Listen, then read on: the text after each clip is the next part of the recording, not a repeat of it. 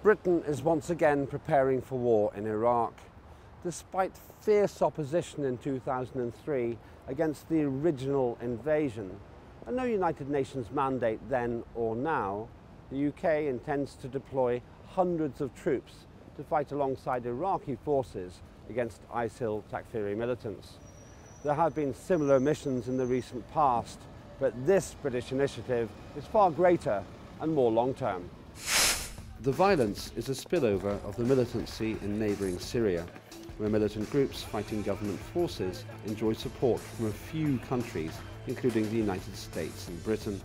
Previously, the United Kingdom has claimed British troops were training Kurdish fighters battling ISIL, which has committed appalling crimes, including the mass execution of civilians and Iraqi army troops and officers. So why did Britain invade Iraq in 2003? One of the most violent and unjustified military actions of recent times. Who is to blame for the current crisis? And what's going to happen next? These are the simple questions we sought to answer. And we began by inviting the British public to share their opinion on what occurred during and following that original 2003 invasion. Here's what they said. I think we lost a lot of lives and wasted a lot of lives, and I think we've achieved very little. Well, it seems like after the invasion, not enough was done to prepare for the post-invasion society. And from what you read, it seems the Americans thought they could just go in with a light number of troops and get out again. And of course, unfortunately, the situation was a lot more complicated than that. It's one of the greatest tragedies that the Middle East has undergone, and I think it was a catastrophe. I mean, it's a difficult one really, because obviously we went in there on false grounds, effectively, which everyone knows now. Whether our guys in power knew that they were false, I don't know. But obviously we made some mistakes over there, and I think it was probably all about a certain black liquid, one would think, and the fact that they weren't playing ball. Same with Libya, I guess. I don't think we should have been there in the first place, and there's been too much focus on. It should have been a revolution led by the Iraqi people, and it should have been more about empowering the people that live there to govern and not just imposing solutions from on high, which we're seeing happening again now with the military action in Iraq and Syria. Basically complete mayhem in terms of there was a complete loss of control, as there was no authority in control, and neither the US or the UK had actually thought through what the requirements were to manage a country. During the invasion, I guess there was a regime change. I guess there was a bit of a vacuum of power, and the Americans and the British went in. After they've gone, I think they put in a new kind of president, and obviously they've trained up the Iraqi army that was already there. And then I guess the guys have kind of gone home now, and it seems like it's in a bit of a mess. That's all I can say, really. I don't see that there's been much improvement. I think they're still struggling over there, and it's still, I think we should have. I know something had to be done about Saddam Hussein, but the end product, I'm not sure, has worked out as everybody would like. So what did happen to Iraq during and after the Anglo-American invasion of 2003? We turned to two of our experts for an account of events. In 2003, the Americans, with the help of the British, invaded Iraq. They didn't have any mandate from the United Nations, but they wanted to topple the regime as a response, as they claim, to the 9/11 attacks which happened in the USA. They first invaded Afghanistan, then it was Iraq. But apparently when they invaded Iraq, they were ill-prepared, ill-equipped, and ill-informed about the situation on the ground in Iraq. The Americans dealt with Baghdad and the areas around Baghdad. The British simply focused on southern Iraq and on Basra. And I do believe that the ill treatment of the Iraqis in Iraq actually exasperated the situation and caused the discontent and the resentment to the occupation, particularly in Baghdad and particularly in the areas surrounding Baghdad, because of the ill treatment by the Americans and the mistreatment of the Iraqi civilians, which did not want to see an occupation of their country. Well, there was a massive destruction of the society. I mean, there was a massive destruction of the physical infrastructure of the society, but even more importantly, in many ways, there was a massive destruction of the whole social fabric. The whole state machine, the whole armed wing of the state was dismantled by the occupation. The society was sectarianised. That the government that was put in place by Paul Bremner, the first post-war governor of Iraq, the American who ran the place, says in his memoirs that they deliberately set up a kind of divide and rule policy in order to be able to run the place. So two of the critical factors that we see at play in the modern crisis in Iraq, the contemporary crisis in Iraq, the destruction of the old society and the imposition of a new sectarian model of running the society, both stemmed out of the occupation. So why did Britain invade Iraq in 2003? We asked the public to see if the reasons were clear to them. Well, Britain invaded Iraq primarily because the US wanted to invade Iraq, I suspect, and the reason the US wanted to do that is because they were concerned about the Saddam Hussein regime, and I believed, actually, the Americans when they said they thought that Saddam had weapons of mass destruction. I just basically, I might actually want to go to the US again, and I don't really want to be barred from going to the US. Because they thought that there was a risk to the country in terms of weapons of mass destruction. Clearly, I don't think there was any, and we can see now that we've actually got a worse problem in terms of the way they're recruiting terrorists than we had before. Because America told it to. Well, it was a decision by the politicians. Probably they didn't have the full information, or that was how it appears to me.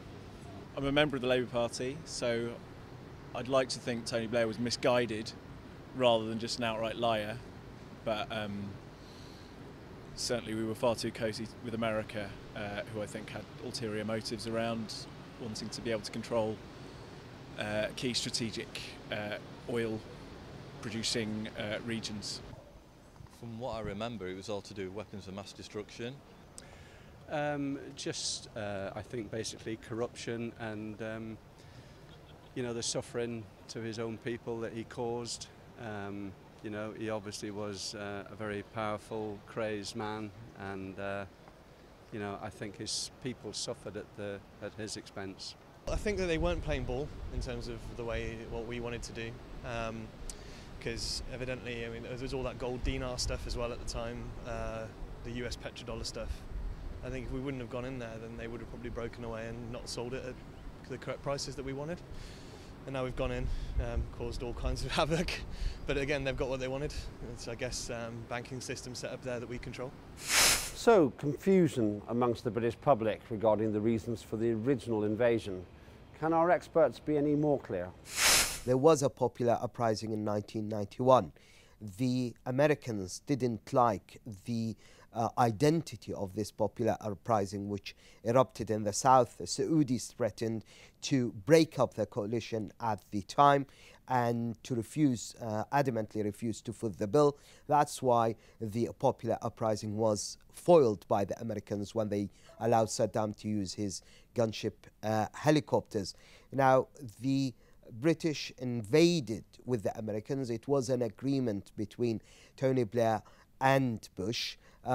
Bush was steadfastly determined to actually invade and occupy Iraq without going back to the United Nations to seek a mandate from the United Nations. Tony Blair was actually determined as well to go along with Bush to actually have an influence or a major say in the way things were run in Iraq after the occupation. Because they needed the British and even more so the Americans, who of course were the senior partner in this, what they needed was a stable, pro-business, pro-Western base of operations in the Middle East. They don't have that in Iran. At one day's time under the Shah, they did have it in Iran. They could have relied in the past more on Saudi Arabia than they were able to do so by the time that the war started. So they needed this base of operations. Of course, they didn't get it. They didn't get anything like it. But that was the intention, that was the meaning, the purpose of that invasion and occupation. Who's to blame for the current crisis in Iraq and why? Here's what public opinion revealed. I mean, I don't know anything about the prices in Iraq, so I can't answer that question. I think it's the American government. I think they are provocative, and I think they're not trying to solve it. I think they're trying to be a bully. That's an impossible question. I mean, the Middle East is in such turmoil. No one knows who's doing what. No one knows whose friends are whom. It's an impossible situation. You can't give anyone responsibility. You certainly wouldn't call the Americans responsible for it. It may have unleashed the devil, but it wasn't responsible for it. I mean, I think it's a mix-up with everything, isn't it? I think you've got to blame everybody from the intelligence services to, I guess, us for supporting it, really, without any without any real fight back or argument. It's a mismatch of different things, I think. I think we're all responsible. It's part of what's just a very complicated picture in the Middle East. It's just one of many flashpoints. So I wouldn't say anyone is particularly to blame for it, but it's not that we can walk away having had such a major part in what it is today. Do you know what? I don't think there's an answer, because I just think it's so big what's going on in the Middle East. It's like everywhere, isn't it? You know, so I don't think there's an answer to that. You can't pinpoint anybody in particular, but what really annoys me is the views that religion is being used as an excuse for the cause of a lot of problems around the world. It's all in the Middle East, and you know, what's going on at the moment is just unacceptable. You know, I think you know, it's just unacceptable, really. Again, mainly America, I would say. Again, politicians saber-rattling, trying to distract the electorate from how bad the state of the economy is, with foreign, and not necessarily wars, but foreign problems. There's always another one. I mean, when you think about the wars now, when was the war in Iraq? 2003. We've now been in a constant state of warfare for over 10 years. I mean, not even the First World War or the Second World War lasted that long. My history's not great, but I don't think even Vietnam lasted that long. So to be constantly somewhere, both obviously Iraq and Afghanistan, for that length of time, and then try and have a war in Syria, or and actually, like, then in that case supporting the other side that we were bombing in, Iraq, just is crazy to me. Is this a fair analysis of events? We put that question to our experts. Basically, there are a number of principal culprits. One of the main culprits is the United States for adamantly refusing and stubbornly refusing to arm the Iraqi army. They refused to actually provide Iraq with the Apache helicopters that Iraq has paid for and contracted. It's a deliberate ploy by the Americans to make sure that the Iraqi army and Iraq remains exposed as a punishment for Iraq for forcing the Americans to leave Iraq in 2011, because Iraq was steadfastly determined not to provide the American army with the immunity from prosecution. The Iraqi Maliki has refused to do that, and that's what Obama has clearly said, that the Maliki has refused to grant the Americans immunity from prosecution. They had a major change of heart. They wanted to stay after 2011. Obama have made that absolutely clear, but they have no other alternative but to leave. I think the beginning of this, and still a massive part in it, is the invasion and occupation.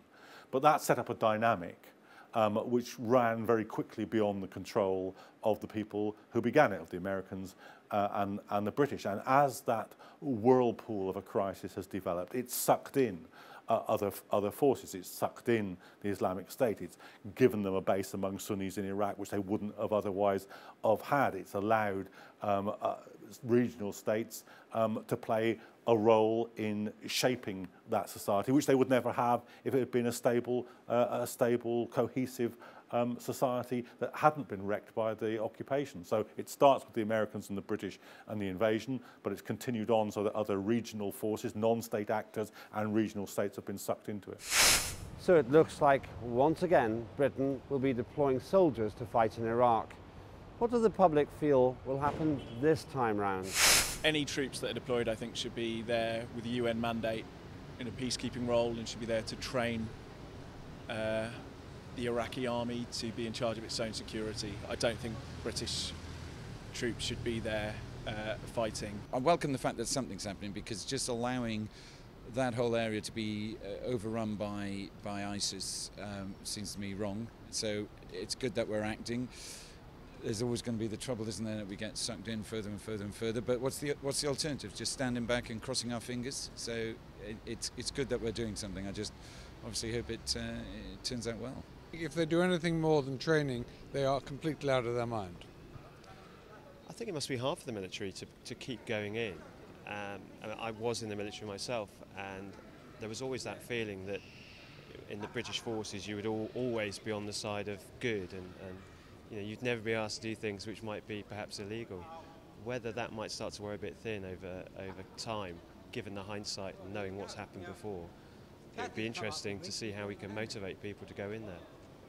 But then that conflicts with, I'm hearing that a lot of soldiers are getting made redundant. You know, they're trying to minimise our force base. So I didn't know that, to be honest with you. I didn't know that. And, you know, no, I wouldn't be happy with that. I think it's wrong. I don't think they should have learnt the lesson, really.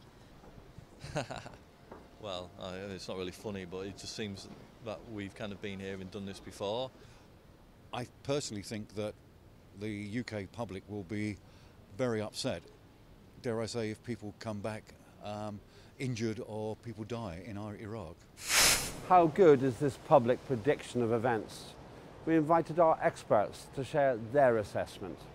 I do believe this is basically a return. They are simply copying what the Americans are doing. We know that Obama has sent 1,500 troops. He has doubled that number on the 7th of November, and that's another increase in troops. The Americans have gone there under the pretext that they want to train, they want to advise, and they want to assist the Iraqis, but at the same time they have denied and deprived Iraq deliberately of the air cover that Iraq desperately needs. And I do believe that the also UK is going there to shore up and to regain its influence in Iraq. The Americans have completely lost their influence, so the presence of ISIS is giving them the perfect excuse to go to Iraq, to reoccupy through the back door. These are boots on the ground, although the Americans are saying they are non-combat troops, but there is a thin line between what is combat and non-combat. Those troops are fully capable of fighting. They are there, as they claim, to train Iraq, but I do believe that they are there to regain and to restore the American influence in Iraq and to make sure that the Americans are there on the ground, because they totally lost their influence after withdrawing in 2011.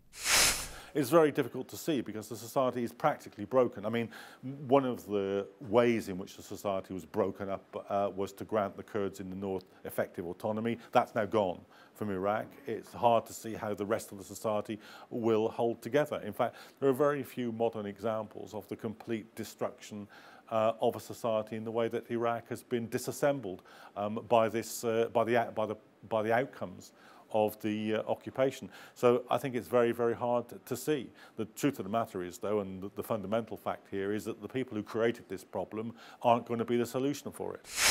Putting all this together, we wondered who benefits from Britain's wars abroad and why. Here's the public's view. I think probably more than anything it's the manufacturers of all the weaponry. They get the most out of it. I don't think people and countries and people who are at risk are benefiting at all. No one. It benefits within Britain. Self-serving ministers, chiefs of staff who need to justify expenditure for the army, exactly as we saw in Afghanistan. The junior officers were against Afghanistan, but the senior officers overruled them. Who do we borrow money off to go to war? I guess they're probably the ones that benefit. And also the people that have now, we've got the barrel of oil is now under $100 or whatever it is, or something like that. So under $100 for the first time in God knows how long. So I guess the people that are BP, people like that are benefiting, and obviously the banks that lend the money. The defence companies are the ultimate winners, aren't they? Because they make money out of it, whatever happens. It's certainly not the UK. Everywhere else in the world may actually benefit, or there may be other factions that benefit from us upsetting the vast majority of the Arabs. Nobody benefits. You know, war is just wrong, isn't it? You know, people die and, you know, get killed, and it affects families, you know, in the countries where you know, soldiers are coming from, whether it be America, Canada, wherever. Yeah, if anybody is a good question. I don't know. I really don't know. It's I can only hope that the people of Iraq get some benefit from this. In a perverse way, I guess the soldiers gain some benefits because they get frontline experience. I guess the weapons manufacturers and the MOD, because they get to justify budgets. I'm not entirely sure what the countries get out of it.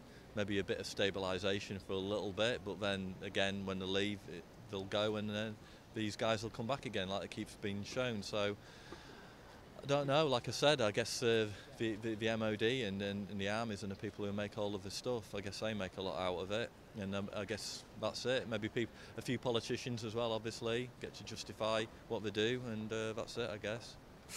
Is there a pattern to who wins when Britain goes to war abroad? We gave the last word to our experts.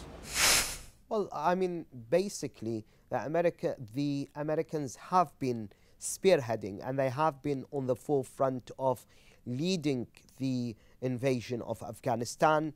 The British have always followed them and tried to accompany each one of those adventures. They have also followed them, as we've seen. Tony Blair sent also the British forces to accompany the Americans. They are there to actually have influence in those areas, to have a say in the way that the Americans are running things. That's what Tony Blair have accompanied. So it's all have been in order to shore up, in order to prop up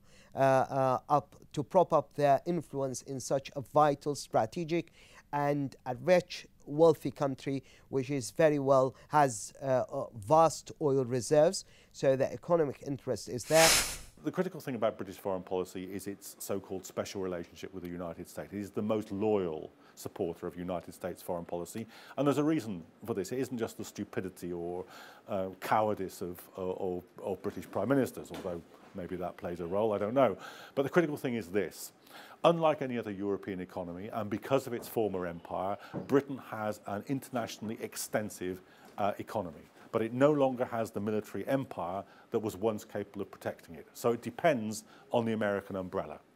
And to get the support of the Americans to defend British interests around the globe, it has to be the most willing participant in the wars. So the people who benefit are the huge corporations and the banks. The people who pay the price in terms of reduced services, in terms of the loss of life, because the people who go and do the fighting in the British Armed Forces are overwhelmingly, for instance, from the northeast of England, Scotland and Wales. These are poor working class areas. So they're the people who suffer, and the people at the top are the people who benefit. Thanks partly to former British Prime Minister Tony Blair, Britain has an intense and dark recent history of going to war.